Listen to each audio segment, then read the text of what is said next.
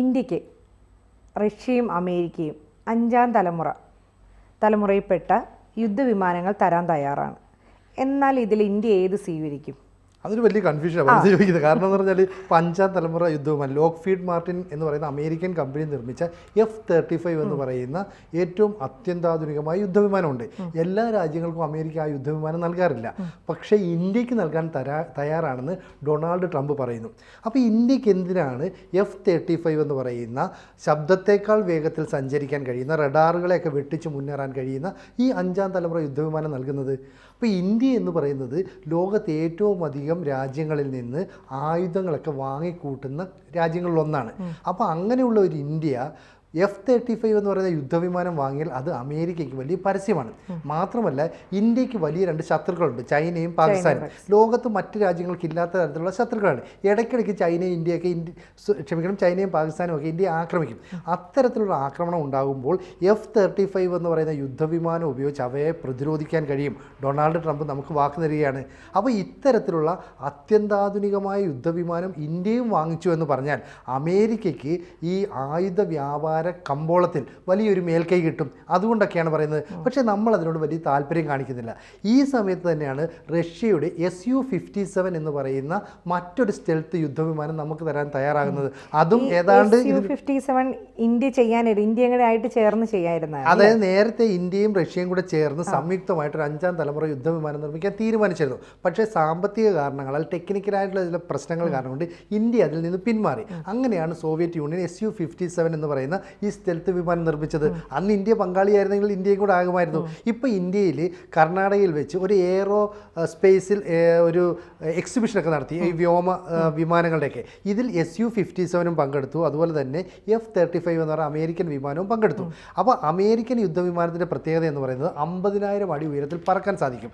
കൂടാതെ 21,000-ത്തിലധികം ടൺ മിസൈലും ബോംബും ഒക്കെ വഹിച്ചുകൊണ്ട് ഇതിന് സഞ്ചരിക്കാൻ കഴിയും.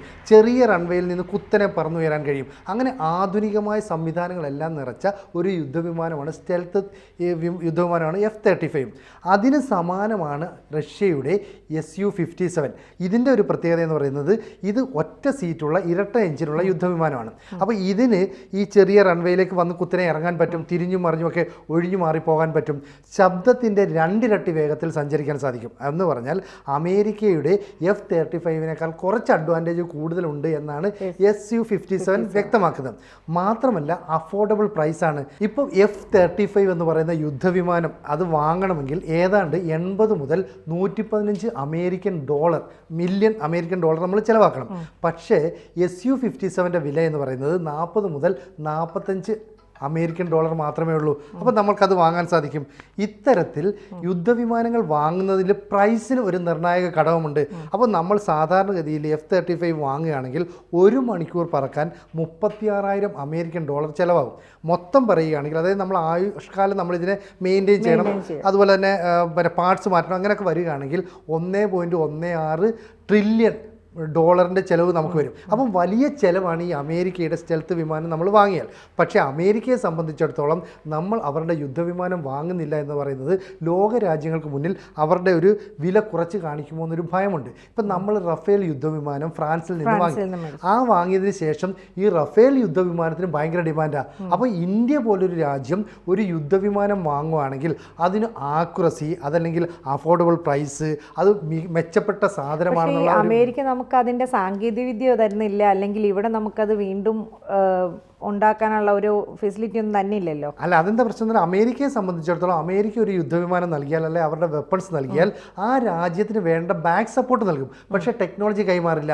ഇതാണ് വ്യത്യാസം. ഇപ്പം പാകിസ്ഥാനുമായിട്ടുള്ള യുദ്ധ സമയത്ത് അമേരിക്ക പാകിസ്ഥാന് ചില യുദ്ധവിമാനങ്ങൾക്ക് നൽകി. അങ്ങനെ നൽകിയ ഒരെണ്ണമാണ് F-16 എന്ന് പറയുന്നത്. നമുക്ക് ഈ ബലാക്കോട്ട് ആക്രമണം നടന്നില്ലേ, ആ സമയത്ത് F-16 എന്ന് പറയുന്ന അമേരിക്കയുടെ അത്യന്താധുനിക യുദ്ധവിമാനത്തെ നമ്മുടെ MiG-21 എന്ന് പറയുന്ന യുദ്ധവിമാനം കൊണ്ട് നമ്മൾ അടിച്ചിട്ടു. കുഴിച്ചിട്ടു. അപ്പോൾ അമേരിക്കയ്ക്ക് ലോകത്തിന് മുന്നിൽ അതൊരു നാണക്കേടായി. അവരുടെ അത്യന്താധുനിക വിമാനത്തെ മിഗ് കൊണ്ട് നമ്മൾ തകർത്തു. അപ്പോൾ ഈ ടെക്നോളജി കൈമാറാത്തത് കൊണ്ട് ഇത്തരം വിമാനത്തിൻ്റെ പാർട്സോ അല്ലെങ്കിൽ സാങ്കേതിക വിദ്യയൊന്നും പാകിസ്ഥാൻ്റെ കൈവശമില്ല. ഇപ്പോൾ F-35 നമ്മൾ വാങ്ങിയാലും അതിൻ്റെ അറ്റകുറ്റപ്പണിക്ക് പാർട്സ് വാങ്ങാനൊക്കെ എല്ലാ കാലവും നമ്മൾ അമേരിക്കയെ ഡിപ്പെൻഡ് ചെയ്യണം. പക്ഷേ റഷ്യ അങ്ങനെയല്ല പറയുന്നത്. റഷ്യ Su-57 നമുക്ക് തരികയാണെങ്കിൽ അതിൻ്റെ ടെക്നോളജി നമുക്ക് തരാം. ഇനി അതുമല്ലെങ്കിൽ നമുക്ക് തദ്ദേശീയമായിട്ട് Su-57 നിർമ്മിക്കാനുള്ള എല്ലാ സഹായങ്ങളും റഷ്യ തരാം. ഇവിടെ തന്നെ യുദ്ധവിമാനം നിർമ്മിക്കാം. അപ്പോൾ ഒരു കാരണവശാലും നമ്മൾ F-35 വാങ്ങരുത്. അങ്ങനെ വാങ്ങിയാൽ ഇന്ത്യ പതുക്കെ അമേരിക്കൻ ചേരിയിലേക്ക് പോകുമോ എന്ന് റഷ്യ ഭയപ്പെടുന്നു. തിരിച്ച് അമേരിക്കയുടെ ആവശ്യം Su-57 എന്ന് പറയുന്ന റഷ്യൻ വിമാനം നമ്മൾ വാങ്ങിയാൽ സ്റ്റെൽത്ത് വിമാനങ്ങളിൽ മുൻപന്തിയിൽ നിൽക്കുന്നത് Su-57 ആണെന്നൊരു സന്ദേശം ലോകത്തിലെ മറ്റ് രാജ്യങ്ങൾക്ക് ലഭിക്കും. അപ്പോൾ ഇന്ത്യ വാങ്ങിക്കുന്നത് അത്രയും മികച്ച ആയുധങ്ങളും മികച്ച യുദ്ധവിമാനങ്ങളുമാണെന്നുള്ള ഒരു തോന്നൽ ലോകത്തിന് മുന്നിലുണ്ട്. അതുകൊണ്ടാണ് നമ്മൾ പിനാക്ക എന്ന് പറയുന്ന റോക്കറ്റ് ലോഞ്ചിങ് സിസ്റ്റം തദ്ദേശീയമായി നിർമ്മിച്ചപ്പോൾ ഫ്രാൻസ് ഉൾപ്പെടെ ഇന്തോനേഷ്യ ഉൾപ്പെടെ അർമേനിയ ഉൾപ്പെടെയുള്ള രാജ്യങ്ങൾ ഇവിടെ വന്ന് വാങ്ങുന്നുണ്ട്. അപ്പോൾ ഇന്ത്യ ഈ ആയുധ കരാർ രംഗത്ത് ഒരു നിർണായക ശക്തിയാണ്. അതുകൊണ്ട് ഡൊണാൾഡ് ട്രംപ് പറയുകയാണ് എങ്ങനെയെങ്കിലും ഞങ്ങളുടെ F-35 വാങ്ങണം. ഇനി സൗജന്യമായിട്ട് പോലും നൽകാൻ ഇവർ തയ്യാറാണ്. അല്ലേ, ഇന്നലെ തന്നെ ട്രംപ് പറയുണ്ടായി ഇന്ത്യയുടെ ധാരാളം സമ്പത്തുണ്ട്. ഇപ്പോൾ പഴയതുപോലെയല്ല, അവർക്കൊന്നും കൊടുക്കേണ്ട കാര്യമൊന്നും ഇല്ല എന്നുള്ള നിലയിലേക്കാണ് അമേരിക്ക പോയിക്കൊണ്ടിരിക്കുന്നത്. അതിന് കാരണം എന്ന് വെച്ചാൽ ഇന്ത്യ 100ഓളം രാജ്യങ്ങളുമായിട്ട് ആയുധ വിപണനം നടത്തുന്നുണ്ട്. അത്രയും രാജ്യങ്ങളുമായിട്ട് ആയുധ കച്ചവടം നടത്തണമെങ്കിൽ ഇന്ത്യയുടെ സാമ്പത്തിക നില കുതിച്ചുയർന്നു. കഴിഞ്ഞ 10 വർഷം കാലം എടുത്തു കഴിഞ്ഞാൽ ഇന്ത്യ സമ്പദ് വ്യവസ്ഥയിൽ ഏതാണ്ട് 5ാം സ്ഥാനത്തേക്ക് ഉയർന്നു. ഇനി അതൊരു 3ാം സ്ഥാനത്തേക്കുള്ള കുതിപ്പിൽ നിൽക്കുകയാണ്. ആ സമയത്താണ് അമേരിക്ക ചില രാജ്യങ്ങൾക്ക് മാത്രമേ F-35 എന്ന് പറയുന്ന അവരുടെ അത്യന്താധുനിക സ്റ്റെൽത്ത് വിമാനം നൽകിയിട്ടുള്ളൂ. ഇപ്പോൾ UK കൊടുത്തിട്ടുണ്ട്, അതുപോലെ ഇസ്രായേലിനുണ്ട്, ജപ്പാനുണ്ട്, സൗത്ത് കൊറിയയ്ക്കുണ്ട്, ഡെൻമാർക്കിനുണ്ട്, ഇറ്റലിക്കുണ്ട്, കാനഡയ്ക്കുണ്ട് തുടങ്ങിയ രാജ്യങ്ങൾക്ക് ഒഴിച്ചു നിർത്തിയാൽ മറ്റൊരു രാജ്യത്തിനും കൊടുക്കുന്നില്ല.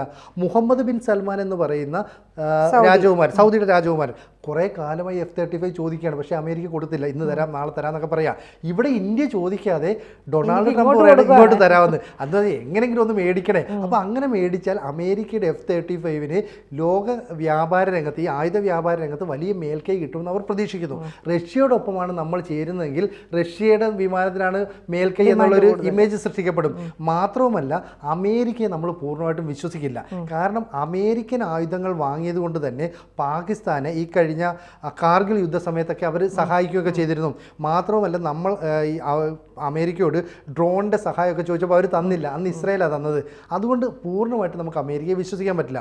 മുമ്പൊരു യുദ്ധസമയം ഉണ്ടായ സമയത്ത് പാകിസ്ഥാനെ സഹായിക്കാനായിട്ട് 7ാം കപ്പൽപ്പട ഇങ്ങോട്ടേക്ക് വന്നു. അന്ന് റഷ്യയുടെ പൂർവ്വരൂപമായ സോവിയറ്റ് യൂണിയൻ, അതായത് USSR ആണ് ഈ 7ാം കപ്പൽപ്പടയെ തുരത്തിയത്. അപ്പം നമുക്ക് കുറച്ചുകൂടെ ട്രസ്റ്റ് ചെയ്യാൻ കഴിയുന്ന ഒരു രാജ്യം റഷ്യയാണ്.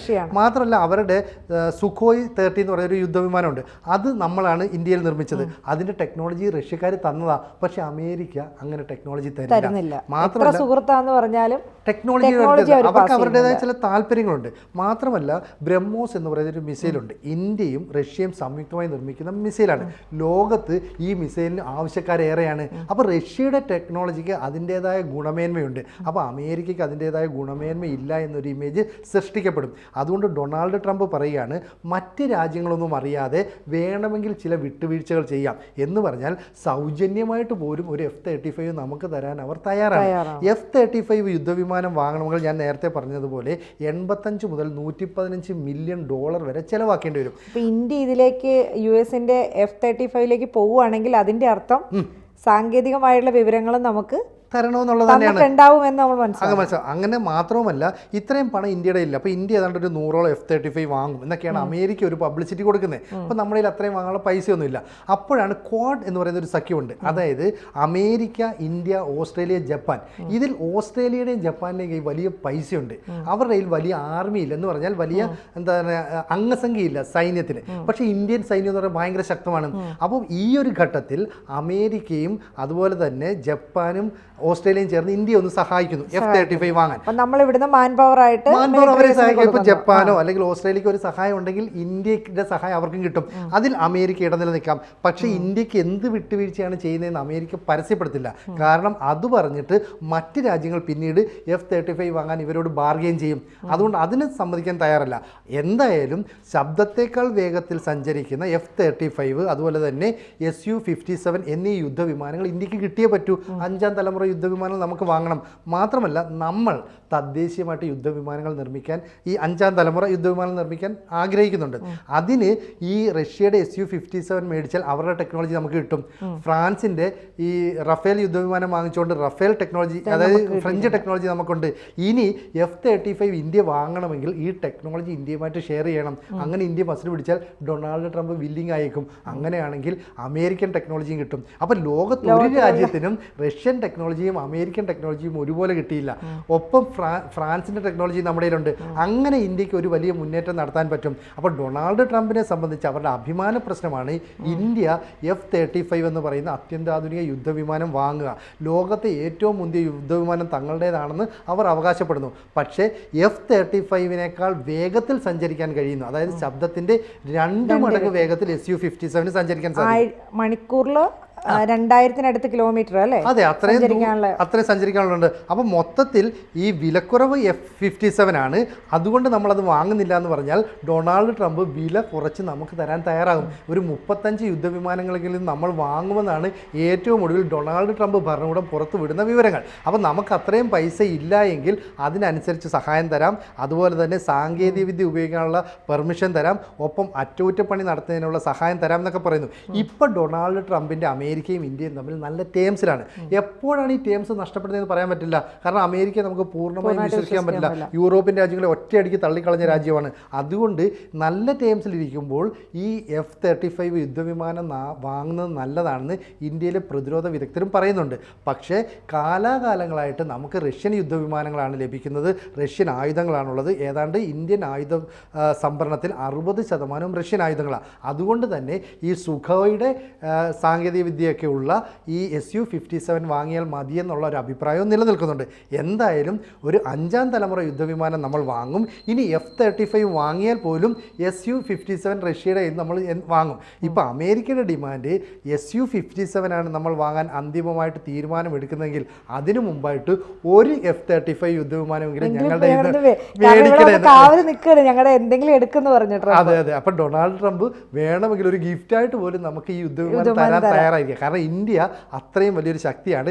ഇന്ത്യ ആ വിമാനം വാങ്ങിച്ചാൽ ലോകത്തെ മറ്റു രാജ്യങ്ങളും അമേരിക്കയിൽ ഈ വിമാനം വാങ്ങാനായിട്ട് എത്തും. അതാണ് അവർ പ്രതീക്ഷിക്കുന്നത്.